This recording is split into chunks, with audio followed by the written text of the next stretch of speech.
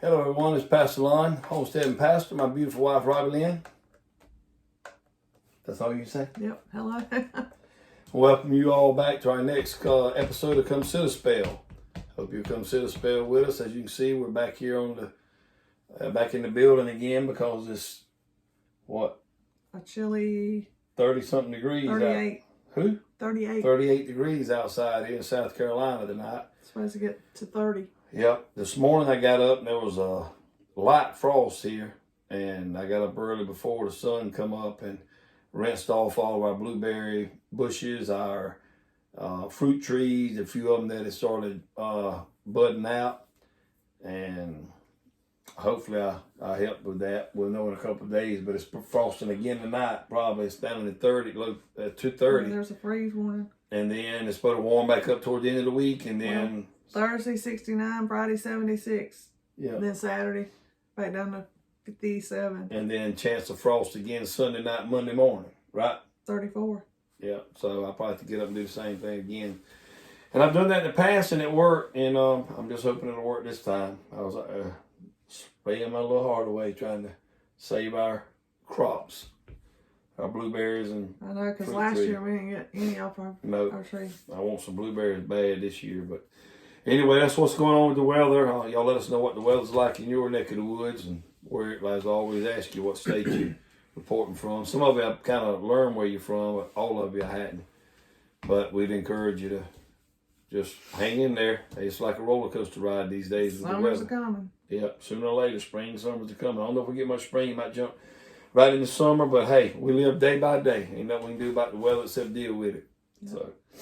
I think the year before last, like in March, it was still cool because remember me and you and brother and sister R were sitting around the fire pit saying how cool it was for March. That's right. So anyway, we dealing with that, and then as far as the homestead, the sheep are really getting used to us moving them around.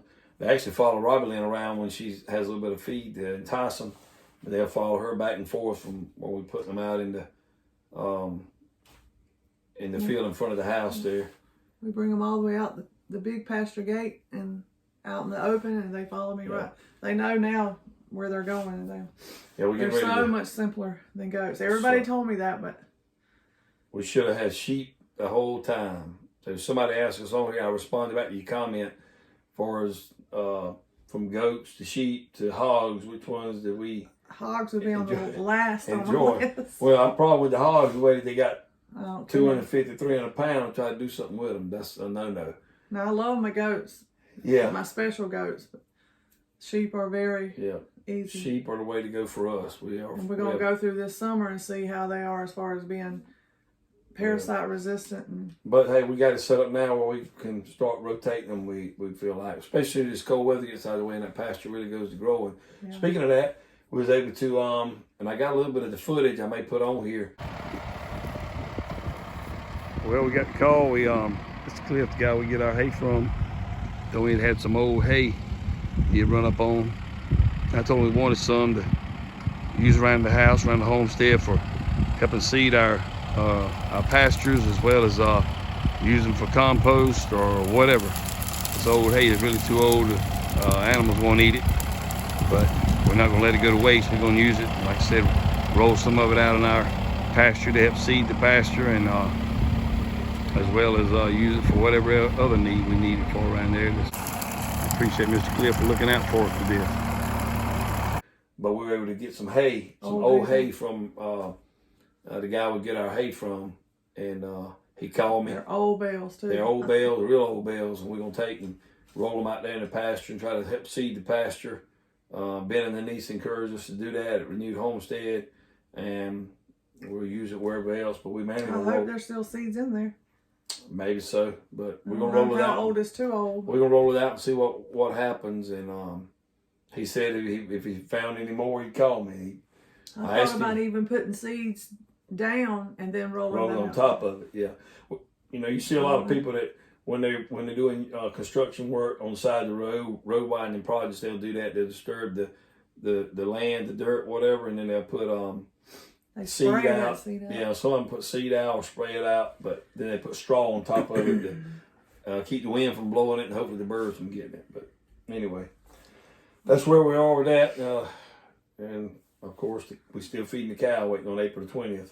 And our eggs, we're in abundance of eggs now. Man, praise the Lord. We switched that feed, and the next day we had 7 eggs versus 1 or 2. And now they just, we got something to share now. We got something to share, got enough for ourselves. So it's amazing that it's sad that they were doing that feed like that. It is. The Patriot Supply, the feed you were getting from Patriot Supply. By the way, that rooster that was out, he won't be getting out. You done trimmed him? I trimmed him today. You got the hen too then? Yeah. Okay. Well, she's got the hen and the rooster trimmed. I saw him in my pine straw. I said, I'll get you. When I went to feed him, he went in and I took my net and chased him around that pen and I caught him. I hadn't had any more snakes in the brood box with the biddies, and they're doing good. After this cold snap, we're going to take and probably put them on. They're going to have to get out because we got some in their starting to peep now. Yeah, so some of the ones we told y'all about last week, we had an incubator, they're starting to I seen the egg move around. Yeah. So we'll talk more about that maybe next week. Hopefully they'll be hatched by then. Really wanted to kind of talk about something that's near and dear to our heart, and it should be really to anybody's heart, because the Bible even talks about it in Proverbs 22, verse 7. It says, the rich ruleth over the poor, and the borrower is servant to the lender. We want to talk about living a debt-free life. You know, we're not completely out of debt, but we are really, really close, and living pretty much debt-free in 2023 is a good feeling, ain't it, babe? Very much. It's unbelievable. The feeling you have of, and that's some of the things, that's what we're going to talk about tonight, living a debt-free life in 2023. The benefits and the way it makes you feel. And I jotted down a few things just kind of keep us on target here. But I was going to let you mention to start with, how does it make you feel as a wife and a mother, to be pretty much living debt-free in 2023? Well, for one, it allows me to stay home with my kids. True. And take care of my home better. And I don't have to worry about buying things for my home as far as prepping needs and stuff like that. I don't have to worry about it because we have more extra to do that.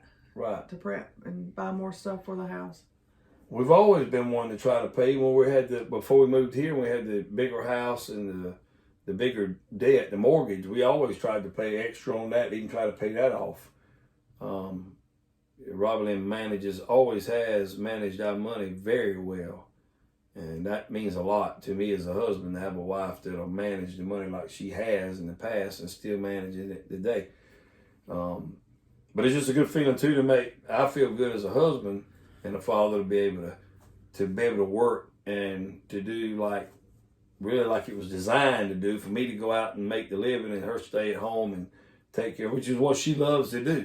Stay at home and take care of the kids, take care of the homestead. I've always wanted to do that. Always. And it's really made everything better, I think. I mean, our home life, our marriage, the kids seem to like it better. Less stress. A lot less stress. So that's really some of the way it makes you feel. And also I look at it too with my regular job. It makes it not have to work till I'm 90 years old, because that's what keeps a lot of people working, is a big mortgage, unfortunately, toward the end of their career. It's like a big burden lifted off of you. We've chipped away at it over the years to try to get to, as we get older, get closer to retirement. I wanted it to be where I wouldn't have that big, I don't want to be a servant to the lender. I want to be paid. The Bible talks about paying debts. Yeah, house poor. There are a lot of people house poor today. But, I mean, if you are in debt, everybody's got different. Yeah, we're not bashing you. We've been in debt too. Some people, you have to get in debt to get a home most of the time. Yeah. A lot of people that save up. But the problem is, the young people these days, when they start out, they try to live they don't want to start out at the bottom. Somebody that's been there 20 or 30 years. We've noticed that. Like, we started off small and built our way up. We started off in a single wide trailer and living in my granddaddy's backyard, and then moved up and got our own property and moved the single wide trailer there, and then moved up to a double wide, and then we moved up to a house. And my mom always used to tell me, you got to crawl before you walk. That's right. So anyway, we crawled a long time. I think we've shared this on here with y'all before. When we first got married back in 1987, I worked at a local sawmill, and Robin Lynn worked hospital, medical transcriptionist. No, I wasn't a transcription. What were you doing when we got married? I was just working in filing, doing files and stuff. But together, we both made less than $8. Less than $8 an hour between both of our salaries when we got married. We had everything we needed. Had everything you had a we truck, needed. I had a car. That's right. Yeah, we had everything we needed. You will live up to your means most of the time. You can't live on less. You can. Life was simpler back then. Yeah, because if you get a raise, you think, well, I'm gonna go buy something, and then that takes you defeated the purpose. But just because you can buy it, don't mean you can afford it. That's right. You know, so it took us a while to understand that, but hopefully, as my granddad used to say, the older you get, the wiser you become, and you realize what's really important to you in the latter years of your life. And I would rather be home, at my home, taking care of, looking well to the ways of my household than having to go out in the public and And some women like to work, and if you do, that's good. That's you. Yeah, everybody's through their own. I've always had that inside me that I wanted to be home, thankfully, after we started having kids, was that the Corey? What? When I was able to come home and work. It was when Michaela was born in 2000. That's when I came home and started working. Yeah. But it was still stressful working from home with having to tend to the kids and stuff like that. It was. I don't know how you done it back then. Looking back, I don't know how I did it. She worked a full-time job like I did, even though she was working at home.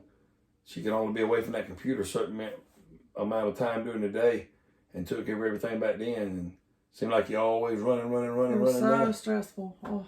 But now you can get up in the mornings and give them a little bit about the benefits of living a debt-free life, or pretty much debt-free. We don't want to tell you a story. We're not completely debt-free, but we are that close to being completely debt-free. But like in the mornings, your routine, as far as like before, you had to get up and get right on the computer. Now you can get up, have your coffee, do your devotion, or you want to share. I try to get up and have my coffee first, but I always get distracted. But what do I have to do sometimes? I'll text her or call her and say, stop. I said, you had your coffee yet? No, I've been trying to put clothes in the washer and clothes in the dryer. And I said, stop, Robin, get your coffee, get your devotion book out. Either get in the recliner and read it, or go outside on the swing. Yeah, and when the weather's good, she can. But a lot of times she'll send me a picture now when it's cold, like this week, having a fire in the fireplace. Yeah, I love this lady loves to build a fire in the fireplace. I love it. And can build one too. I'm glad of that. But that's what I usually try to do first. And then if Michaela don't get up with me, but then when she gets up, most of the time I have to either give her a shower or get her going and feed her, then Bradley's medicine and feed him, and then clothes and cleaning the house. I usually try to do my major whole house cleaning on Mondays and get that out of the way, but then checking on the animals and just the freedom you have. The freedom I can go outside on the porch and sit and just watch the birds if I want to. Yeah, I mean, like the other day, you put feed in the feeders and sit there and watch them, and she can pretty much do whatever she wants to do, and that's here at home, and that's a good thing. Because most of the time I'm here, I don't leave the house unless me and Lon's going somewhere. I don't, just because I'm a stay-at-home mom, I don't get to go and loaf and shop and do things like that. Because I have Bradley and Michaela, and that's just, I'm still homebound, but I don't mind being homebound. Yeah, but every now and then you get to go out. We get to go out sometime, just like I told him the other week on here, with Corey's new girlfriend, Madison, that her and Rob was able to go out the other day and go out for lunch and done a little bit of shopping. And what else did y'all do? We went to a restaurant. Okay, y'all didn't go get your nails done that day, okay. But anyway, I kept the kids here. She was able to go. And now, like this coming Saturday, her and some more of the women are going to the state conference in a town, not about a little over an hour from here, hour and a half. 15 minutes. From here, I'm going to keep Brad and Michaela here and work on some chores around here while she's going with the ladies. Women's Association. Yeah, and I'm so glad. It makes me feel so good as a husband and a pastor that she gets to be involved in stuff like that with all those other women. And plus, our next women's meeting that they're having at church, guess who's getting to do the devotion? You a blabbermouth. Hey. I don't like for people to know that. you'll do fine. I got all the confidence in the world in you. I don't like people knowing my business. Yeah. Ain't none of them on here going. So some of our people might watch it. Well, it'd be all right. Maybe they'll come hear you. But it's just a good feeling, and it's all in how bad you want it. I got a picture I'm probably use for a thumbnail maybe. Being debt-free comes down to how bad you really want it. That's the truth. If you do want, I mean, we had to sacrifice to become that's what I'm debt-free. saying. That's how bad you want it. You know, I'm not all. I don't have to have the nicest vehicle and even the nicest clothes and the biggest home and. No, I've been wearing my let shoes. it talk to them. Yeah. Yeah. So that's what I'm saying though. But seriously, like if you need to buy a pair of shoes, you can when you're debt free and have to put all your money into the mortgage and vehicle payments and 4-wheeler payments and all the stuff that. And like I said, if that's what the life you live, that is great and you can afford it and that's what you want to do. But our advice would be to try to become debt free as soon as you can. Yeah, because that could be a stress on your marriage too. You can. Finances is a big. Probably number one. I don't know if it's number one, but it may be one of the top 3 reasons to divorce. Couples fight, yeah. Finances. And there's many people that have, the wife has a checking account or bank account, and the husband. It's never been like that here at our house, and never will. As my granddad says, all of ours goes in the same pot. All our eggs are in the same basket. All of them in the same basket. So, plus I got a good woman that I know is not going to abuse the money and going to take care of it. And if anything, you don't even know what we got. Yeah, most of the time I don't even know what all's in the bank. I don't have to worry about it because she's a good steward of our money.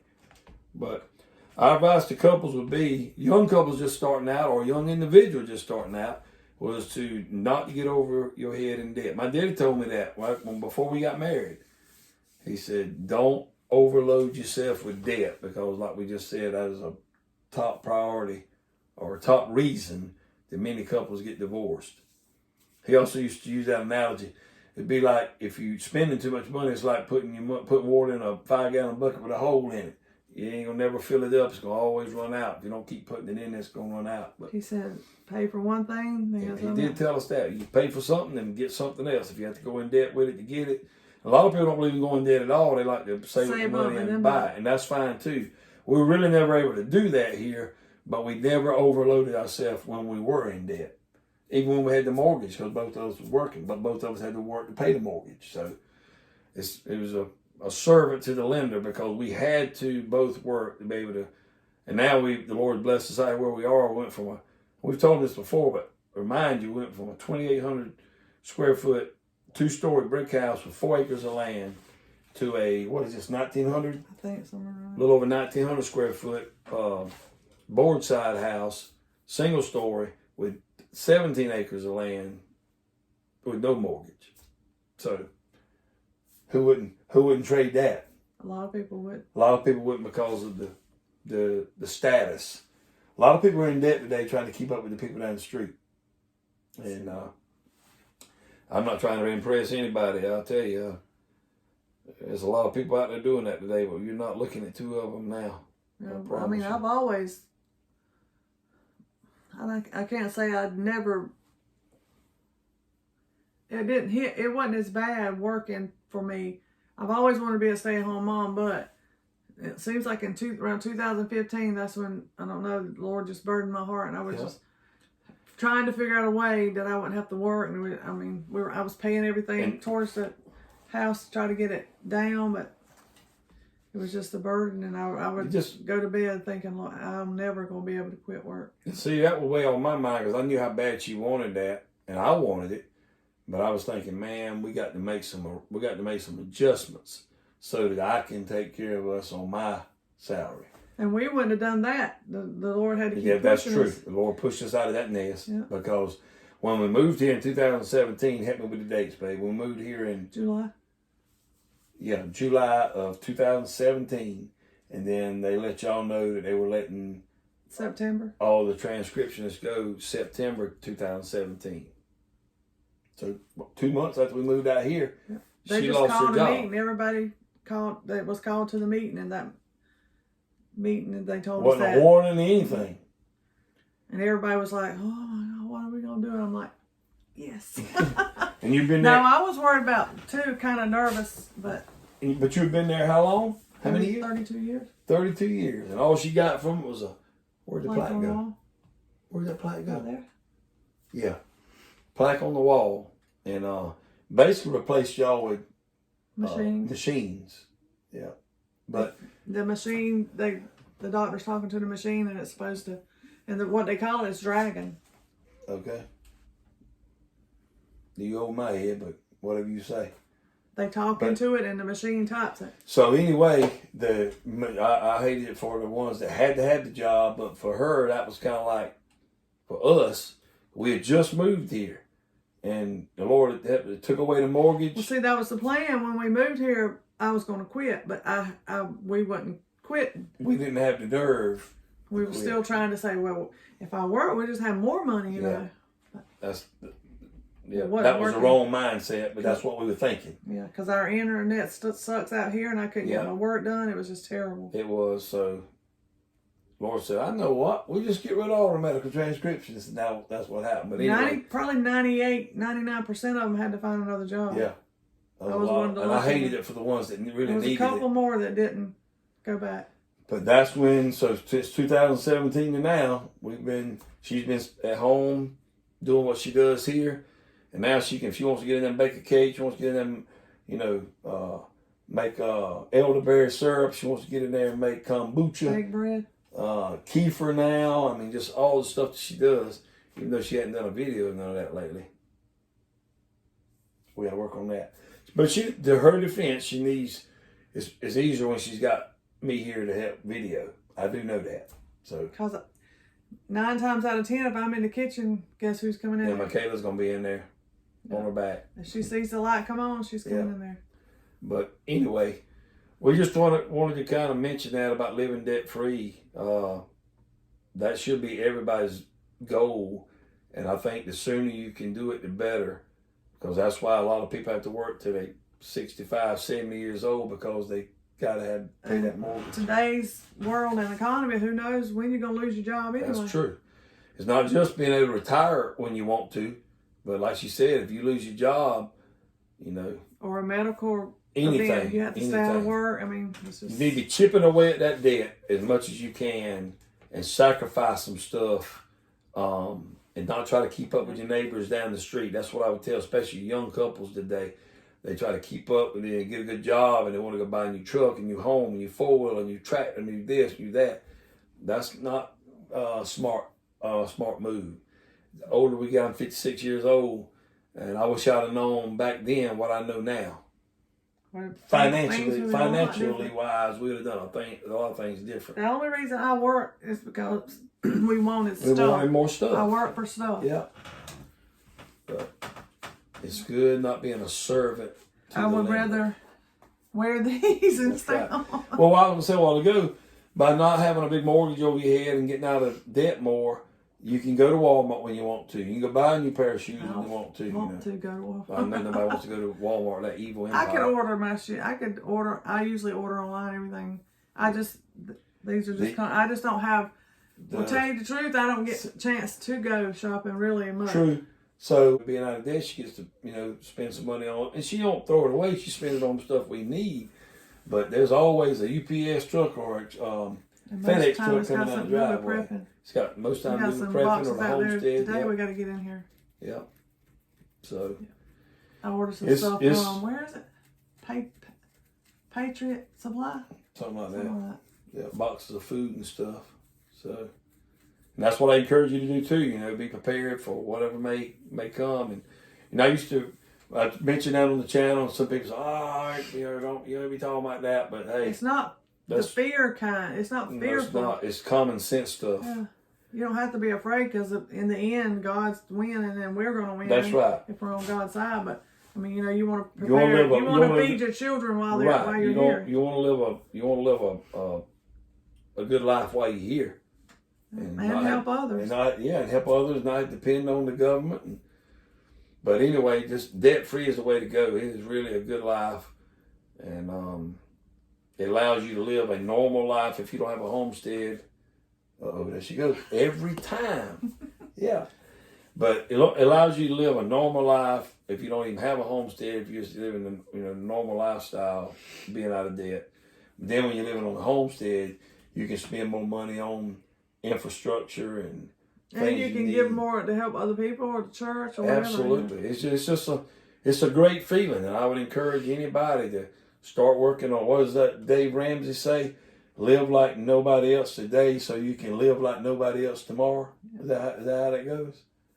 So I like him, and I went through his course as far on the CDs, but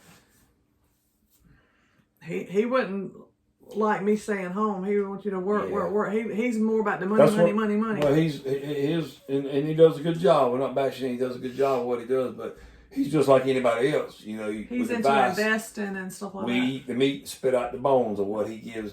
I'm with him on the debt-free and stuff like that. Absolutely. We take what taking applies, 2 or 3 or 4 jobs. Yeah. We take what applies to us from him and apply it to our life. The other part of it we don't mess with. But let us know where y'all at. If anybody on here is trying to become debt free, if you are debt free, maybe you've already retired. Maybe you need to share this with a young couple that you know that's just getting started, or maybe a few years into the marriage. But it'll free them up. It'll give the stress. It takes the stress away, and who knows? It could make their marriage last longer or forever. Because a lot of men and women fight over finances, over money. And the Bible says the love of money is the root of all evil. And the enemy knows that. And he'll use that. So let us know what y'all think about living debt-free. Yeah, it's a really, really good feeling. And I would encourage any and everybody to try it. But it will take some sacrifice on your part. Had a few more little things here I was going to read with you before we get off of here that I looked up.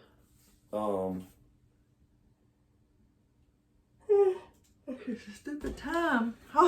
This one says, it's not your salary that makes you rich. Not that we're trying to get rich. It's not your salary that makes you rich. It's your spending habits. A lot of truth in that. You could have more money if you didn't waste. A lot of people waste money. It's one thing to spend money on what you need, but a lot of people just throw money away. And I wasted some. Yeah. Before we got wiser. Well, yeah, when we used to eat out a lot. Yeah, that's true. It's hard to describe. Being a pastor and his wife, you eat out a lot because people invite you here, invite you there. Hey, let's go to supper. Hey, come over to our house. Hey, let's... Anytime you want to talk, you got to go out and eat. But this is true too, y'all. It says debt can turn a free, happy person into a bitter human being. A lot of truth in that.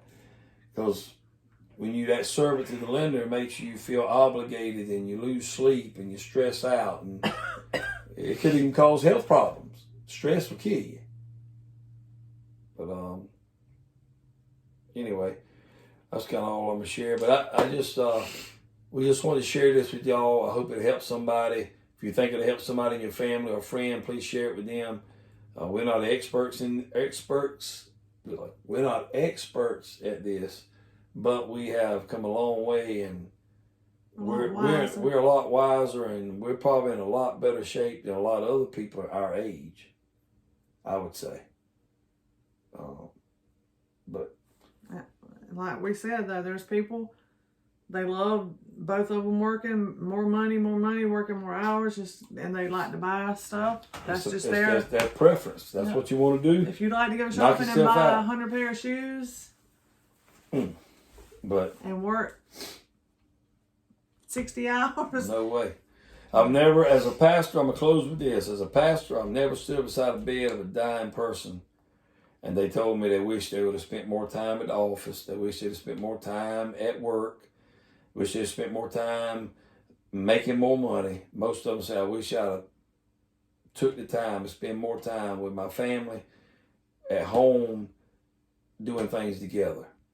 Most people say that. They wish they'd have spent more time with family and not been a servant to the lender.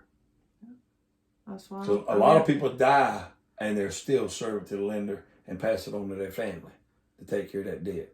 I miss so much time with my kids, doing stuff with them at school and stuff like that, and after school, because But when you say your relationship with even with them now is so much better. Yeah.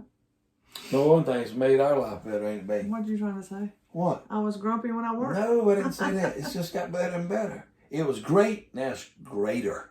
How about that? I agree. Because I'm not as tense and stressed when you come home. I'm like a bird out of a cage, just flying around. That's right, that's right. Freedom. But anyway, we love and appreciate you all. Hope you enjoyed sitting a spell with us. Again, share this video. We've had some new subscribers come on lately. We appreciate y'all for coming on board with us, and we pray that you'll just share this video with anybody you think it may help. Because we're sincere, you know, debt-free is the way to go if you can. It makes life a whole lot easier. But until next time, leave us some comments below. What you think about the video? What you think about being debt-free? Are you at that point? How close you are? Are you retired? Whatever. You see anything you can share that may help some of the viewers that watch these read the comments? And I know a lot of you read one another's comments. So let us know what you think. You got anything else, babe? Mm-mm. All right. Well, until next time, remember, Jesus Christ loves you. And Jesus Christ is the answer for any and everything you're going through in life. Amen. Hope you have a good rest of the week and a good weekend. Bye-bye.